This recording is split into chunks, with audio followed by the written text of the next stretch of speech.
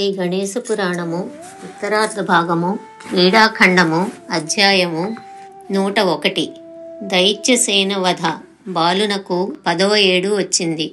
కాలం గడుస్తోంది. ఒకనాడు అంబ తనదైన వామభాగమును శోభాయమానంగా అలంకరించుకొనగా దక్షిణ భాగవర్తి అయిన శంకరుడు సప్తకోటి గణపరివేష్టితుడై సుఖంగా కూర్చుని ఉన్నాడు. స్వకీయమైన గణములతో కూడి మయూరేశుడు నేత్రపర్వంగా నాట్యం చేస్తున్నాడు. ఉమాశంకరులు ప్రమదగణాలు సర్వులు మైమర్చి మయూరేశుని నాట్యాన్ని తిలకిస్తున్నారు. ఆ సమయాన గౌతమాది ముని ప్రకాండులు అక్కడికి వచ్చి శివపార్వతులకు ప్రణమిల్లి, మహాదేవా, ఇక్కడ మాకు దైత్యుల దండయాత్రలు అసంఖ్యాకంగా వచ్చి పడుతున్నాయి. వాటిని తట్టుకోవడం మా వల్ల కావటం లేదు. ఆ దుష్ట దైత్యుల ఆగడాల వలన మా తపస్సులు సక్రమంగా సాగటం లేదు. కాబట్టి మేము ప్రశాంత దూర ప్రదేశానికి మరలిపోతున్నాం. ఆ మాట మీతో చెప్పిపోదామని వచ్చాము అని విన్నవించారు. అంతా శంకరుడు, మహామునులారా, మీ సత్సంగాలతో మేమిక్కడ సుఖంగా 9 ఏళ్లు గడిపాము. ఈ కాలంలో మయూరేశ్వరంతో అనేక విఘ్నాలు తొలగించబడ్డాయి. మీరు లేకుండా మాకు మాత్రం ఇక్కడేం పని ఉంది? కాబట్టి మేము కూడా ఏదైనా ప్రశాంత ప్రదేశానికి మరలిపోతాము అని బదులు పలికాడు.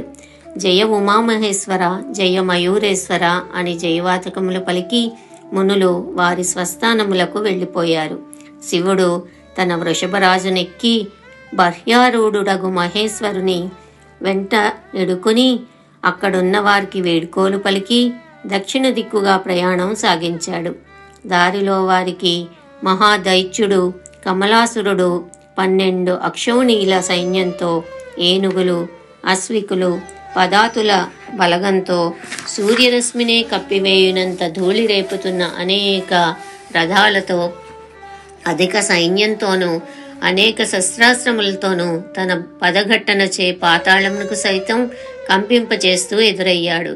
కమలాసురుని బంధువధువు శంకాసురుని చూసి భయపడిన మునిపుంగవులు, మయూరేశ్వర, శత్రుబలం చూస్తే అధిక సంఖ్యలో ఉంది, మమ్మల్ని ఎలా రక్షిస్తావో ఏమో అని వారి సంశయాన్ని వెలిబుచ్చారు. అప్పుడు మయూరేశుడు, మునిసత్తములారా, భక్తజన అభయంకరుడు శంకరుడు మన అండ ఉండగా మనకు చింత ఎందుకు, భయం ఎందుకు అని వారికి ధైర్యం చెప్పి, తండ్రి, నువ్వు అనుగ్రహిస్తే, ఆశీర్వదిస్తే అమిత బలంతోనూ కమలాసుర దుష్ట దైత్యుణ్ణి అవలీలగా జయిస్తాను అని శంకర్నకు విన్నవించాడు గుణేశుడు. శంకరుడు, కుమార, జయీభవ విజయీభవ అని మయూరేశ్వర్ని ఆశీర్వదించాడు. తండ్రి, నీ ప్రసాదభర శీతల దృక్కు నాపై ప్రసరిస్తే ఈ కమలాసుడినే కాదు 3 లోకాలను జయించగలనని నా విశ్వాసం అని వినయంగా విన్నవించాడు వినాయకుడు. శంకరుడు అమితానంద భరితుడై తన అనుగ్రహ హస్తమును మయూరేశుని శిరస్సుపై ఉంచి, నీ గణములతో యుద్ధమునకు వెళ్ళు అని చెప్పి అజేయమైన తన త్రిశూలమును మయూరేశ్వరునికి అందించాడు. మయూరేశ్వరుని గణాలు కదం తొక్కుతూ, సింహనాదం చేస్తూ, దశ దిశలు దద్దరిల్లేలా జయ జయధ్వానాలు చేస్తూ యుద్ధ సన్నద్ధులై ముందుకు సాగారు. లెక్క కందని శత్రుసేనలను చూశాడు మయూరేశ్వరుడు. తన శరీరం నుండి అసంఖ్యాక సేనలను సృష్టించాడు మహేశ్వరుడు. అతను సృష్టించిన సేనలు మేరు పర్వతం కంటే హెచ్చైన ఎత్తుగల వీరులతో నిండి ఉన్నాయి. ఆ సేనలు పర్వత శిఖరాలను భేదించే శక్తితో ముల్లోకాలను గడగడ వణికించేంత శబ్దం చేస్తూ కాలునకు ప్రతిరూపాలా అన్నట్లు ఉన్నాయి. ఆ సేనలను చూసి దైత్య సేనలకు దడపట్టుకుంది. ఇంత పెద్ద సేన ఎక్కడి నుంచి వచ్చింది, ఎలా వచ్చింది అని నివ్వెరపోయాయి. ఉభయ సేనలు దొమ్మి యుద్ధానికి దిగాయి. సేనలు రేపుతున్న ధూళితో ఆ ప్రాంతమంతా అంధకారమయమైంది. కమలాసురుడు భీకరాకారం ధరించి ఉన్నాడు. మయూరేశ్వరుడు భీకర తరాకారం ధరించి, దశబాహులతో దశ ఆయుధాలు ధరించి జగజ్జట్టి అయి నిలబడ్డాడు. అటు దైత్యుడు, ఇటు మయూరేశుడు ఒకళ్లపై ఒకళ్ళు బాణాలు విసురుకున్నారు. ఉభయ సేనల మధ్య పోరు పోటాపోటీగా సాగుతోంది. 2 సైన్యాల్లోనూ కొందరికి చేతులు తెగిపోయాయి, కొందరికి కాళ్ళు తెగిపోయాయి, కొందరికి తలలే తెగి తాటిపండ్ల వలె కింద పడుతున్నాయి. యుద్ధ ప్రాంగణం రక్తసిక్తమై సైనికుల దేహాల నుంచి కారిన రక్తం ఏరులై పారింది. ఉభయ సేనలు చాలా వరకు క్షీణించిపోయాయి. బ్రహ్మాది దేవతలనే గడగడలాడించిన నాతోనే యుద్ధానికి దిగాడితడు, నా శక్తిని చూపుతాను అంటూ కమలాసుడు మయూరేశ్వరుని సేనలను తెగనరుకుతూ ముందుకు ఉరికాడు. మయూరేశ్వరుడు విజృంభించి దైత్య సేనలను అంతం చేశాడు. మయూరేశ్వరుని చేతిలో మరణం పొందిన వారికి ఇతరులకు లభ్యం కాని ముక్తి లభించింది. 101వ అధ్యాయం సమాప్తం.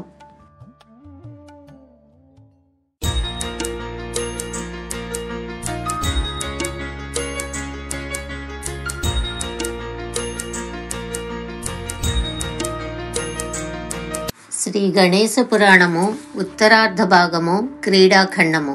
అధ్యాయము 102. కమలాసురుని యుద్ధము. తన కళ్ళ ముందే తన సైన్యం కడదేరినందుకు కమలాసురునికి అమిత రోషం వచ్చింది. అశ్వాన్ని అధిష్ఠించాడు, కరవాలాన్ని చేతపూనాడు. మయూరేశుడు శిఖండిని అధిరోహించాడు. దైత్యరాజు కమలాసురుడు భార్గవోపదిష్టమైన పన్నగాస్త్రమును అభిమంత్రించి ప్రయోగించాడు. భేష్ దైత్యరాజా భేష్, నీ వంటి యుద్ధ నిపుణుణ్ణి ఇంతవరకు చూడలేదు. నీ వీర్య పరాక్రమానికి మెచ్చాను అని చెప్పి బాణం సంధించి పన్నాగాస్త్రానికి ప్రత్యస్త్రమైన గరుడాస్త్రాన్ని ప్రయోగించాడు మయూరేశ్వరుడు. వెంటనే పన్నగములు పారిపోయాయి. దైత్యుని పన్నగాస్త్రము శక్తిహీనమై కింద పడిపోయింది. తక్షణమే మయూరేశ్వరుడు తీవ్రమైన చక్రాయుధంను సృజించి దానిని అసురులపై విసిరాడు. కొందరు దైత్యులు తలలు తెగి మృతి చెందారు, కొందరు కాళ్ళు తెగి, మరికొందరు తొడలు తెగి, ఇలా అనేక విధాల క్షతగాత్రులై ప్రాణాలు విడిచారు. మయూరేశ్వరిని చూస్తూ ప్రాణత్యాగం చేసిన దైత్యులు అంత్యకాలమున భగవద్దర్శన ఫలితంగా ముక్తిని పొందారు. కమలాసుడు కళ్ళ వెంట నిప్పులు కక్కుతూ తన కత్తిని దూశాడు. మయూరేశ్వరుడు ఆ కత్తిని తన తీవ్రమైన పరుసుతో తుత్తునీలు చేశాడు. దైత్యుడు బాణము తీసుకొని శరపరంపరలు కురిపించాడు. వాటినన్నింటినీ ముక్కలు ముక్కలు చేశాడు మయూరేశ్వరుడు. అసంఖ్యాకంగా వచ్చి పడుతున్న దైత్య సైన్యమును అవలీలగా అంతం చేసి చివరకు దైత్యుని గుర్రమును పడగొట్టాడు. అది పండ్లు ఇకిలించి భూమిపై పడి ప్రాణాలు విడిచింది. యుద్ధం ఘోరంగా సాగుతోంది. వాతావరణం వేడెక్కింది. సైనికుల హాహాకారాలు మిన్నుముట్టాయి. కమలాసురుడు పగతో సెగలుగక్కి, గణేశ్వర, నా యుద్ధ వినోదమును వీక్షించు, నీకు వాహనమైన శిఖండిని సంహరిస్తాను, కాసుకో అని గర్జించి ఆకర్ణాంతం నారి సారించి అనేక బాణాలు విడిచాడు. దైత్యుని బాణఘాతానికి చాలామంది సుర సైనికులు నశించారు. గణేశ్వరునికి పట్టరాని కోపం వచ్చింది. శిఖండిని పక్కకు నెట్టి పాసమును చేతబోని దానిని దైత్య సేనాధిపతి కంఠంపైకి విసిరాడు. పాసము యొక్క కాంతి దైత్య సైన్యంను చుట్టుముట్టి కింద పడవేసింది. సేనాని ఊపిరిని బంధించింది. అంతలో కమలాసుడు రూపాంతం చెంది తన శిరస్సు చేత సూర్యమండలాన్ని పూర్తిగా కప్పివేశాడు.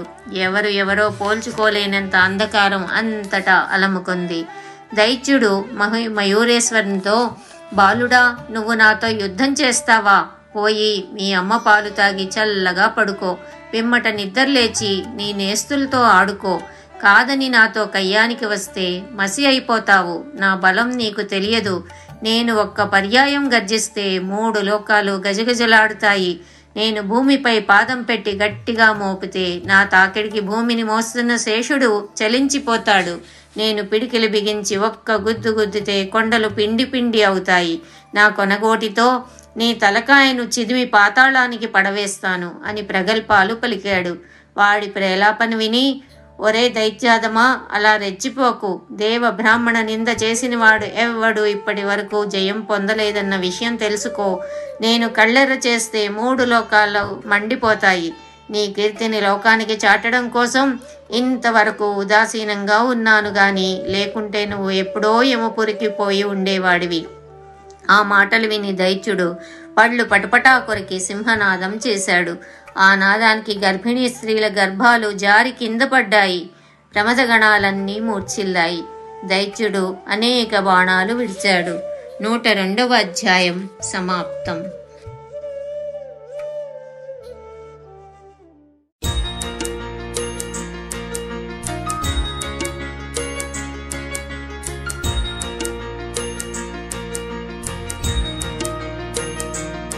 శ్రీ గణేశ పురాణము ఉత్తరార్ధ భాగము క్రీడాఖండము అధ్యాయము 103 కమలాసుర వధ. కమలాసురునిపై మయూసుడు శరవర్షం కురిపించాడు. కమలాసురుడు ఆ బాణాలను తన బాణాలతో ఎదుర్కొన్నాడు. వాడి యుద్ధ నైపుణ్యానికి మెచ్చి గుణగ్రాహి అయిన గణేశ్వరుడు వానికి తన విశ్వరూపాన్ని చూపాడు.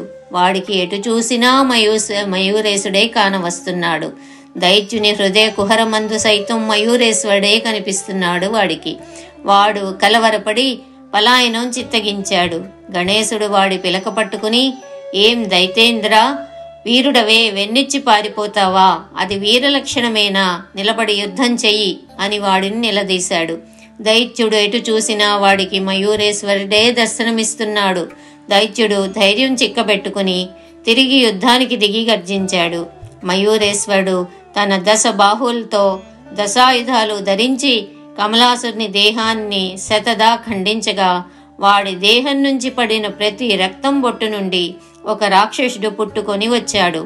వాళ్ళు మయూరేశునిపై బాణాలు కురిపించారు.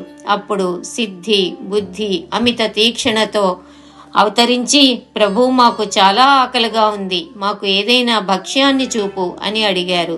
అరుగో, ఆ దైత్యులను భక్షించండి అని స్వామి చెప్పారు. వాళ్ళు రాక్షసుల దేహాలు తిని వాళ్ళ రక్తాన్ని తాగారు. అలా దైత్య సైన్యం అంతరించిపోయింది. మయూరేశ్వరుడు తిరిగి ఖడ్గాన్ని తీసుకుని కమలాసురుని ఖండించాడు. వాడి రక్తం నేలపై పడి మళ్లీ అనేక మంది రాక్షసులు పుట్టుకొని వచ్చారు. వాళ్లను కూడా భక్షించారు సిద్ధిబుద్ధులు. మయూరేశ్వరుడు ఆశ్చర్యపోయాడు. చప్పున శూలాన్ని ధరించి కింద కమలాసురుని దేహాన్ని 2 భాగాలుగా తీల్చి, ఒక దక్షిణ తీరంలో పడేటట్లు, రెండవది ఉత్తర తీరంలో పడేటట్లు ఎగరగొట్టాడు. సర్వులు సంతోష మానసులై మిన్ను ముట్టేలాగా జయ జయ ధ్వానాలు చేశారు. దేవా, మయూరేశ, ఇలాగే దుష్టులందరినీ సంహరించి సాధుజనులందరినీ సంరక్షించుమయ్యా అని స్వామిని కొనియాడుతూ ఉండగా శివగణములను వెంటనుడుకొని శివుడు గౌతమాది ఋషులతో కూడి పార్వతీదేవి అక్కడికి వచ్చారు. దేవదుందుబులు మారుమ్రోగాయి. ఆకాశం నుండి పూలవాన కురిసింది. జగదంబ తల్లి కదా, పుత్రునకు ఆశీస్సులు అందించింది. గౌతమాది మహాజనులు మయూరేశుని ఇలా స్తుతించారు. గౌతమాది మునిజనిత కృత మయూరేశ్వర శృతి. కమలాకాంత హృదయానందవర్ధన కమలా సేవిత పద జయత్వం కమలాప్రద కమలాసన వంద్యేష కమలాంకిత సత్కర కమలాంకుశ పాదాబ్జ కమలాంకిత సత్కర కమలాప్త ముఖతిలక భక్తానాం కమలాప్రద కమలాసూరరిపుజ కమలాసూను సుందర కమలా పితృరత్నానాం కమలా జయశోభిత కమలాసురబాణానాం కమలేన నివారక కమలాక్రాంత కమల కేశజిత్కర పంకజ కమలాపతి హస్తస్థ పద్మకోశ నిభేక్షణ సర్వహృత్కమలానంద జయ సర్వాఘనాశన కమలాంకుశ హస్తాబ్జ జయ విఘ్నహరావ్యయ త్వయా వినిహతః పాపః శక్రాదిభయదో రిపుః వజ్రచక్రాద్యభేద్యోయో మునీనామపి భీతిదః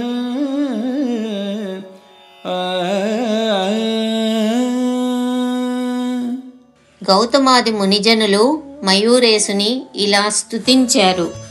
దీని భావార్థము: శ్రీ మహావిష్ణువు మనసులో ఉండువాడా, ఆనందం కలిగించేవాడా, మహాలక్ష్మిచే సేవించబడువాడా, సంపదలనిచ్చువాడా, గణేశ నీకు జయము జయము.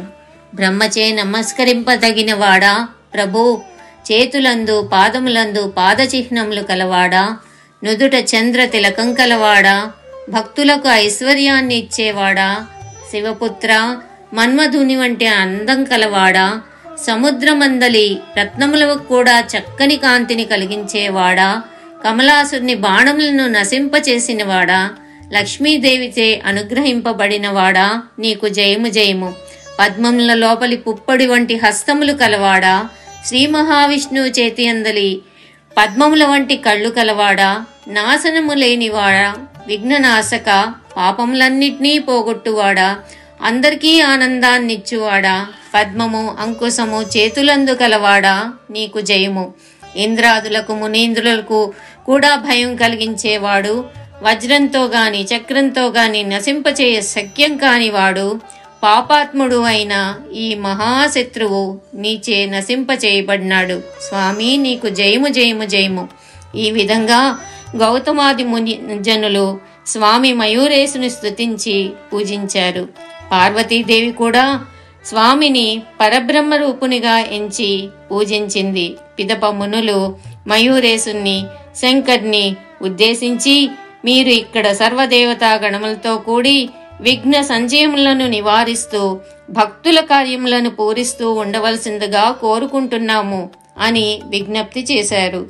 మయూరేశ మహేశ్వరులిద్దరూ భక్తవశంకర్లే కదా, అందుచేత మునుల విన్నపములను మన్నించి శంకరుడు, శంకర తనయుడు సర్వుల శ్రేయస్సు కోరి సర్వుల వాంఛితార్థములను నెరవేరుస్తూ భక్తుల కొంగు బంగారమై వారి విఘ్నములను తొలగిస్తూ సర్వులకు మంగళకరులై అక్కడ ఉన్నారు. అంతలో విశ్వకర్మ అక్కడకు వచ్చి మయూరేశుని కొరకు అనతి కాలంలో అద్భుతమైన ఆలయం నిర్మించాడు. ఆ ప్రదేశమునకు మహర్షులు మయూరేశపురము అని నామకరణం చేశారు. ఆ పవిత్ర ప్రదేశంలో మునులు తపస్సు చేశారు. సాక్షాత్తు శంకరుడు సైతం అక్కడ తపస్సు చేశాడు. ద్విజోత్తములందరూ ఏకాగ్ర చిత్తంతో స్వామిని స్మరించి ధ్యానించి పూజించారు. మయూరేశ్వర నామాంకితుడైన బాలగణపతి యథాపూర్వం తోటి బాలుడితో ఆడుకోసాగాడు.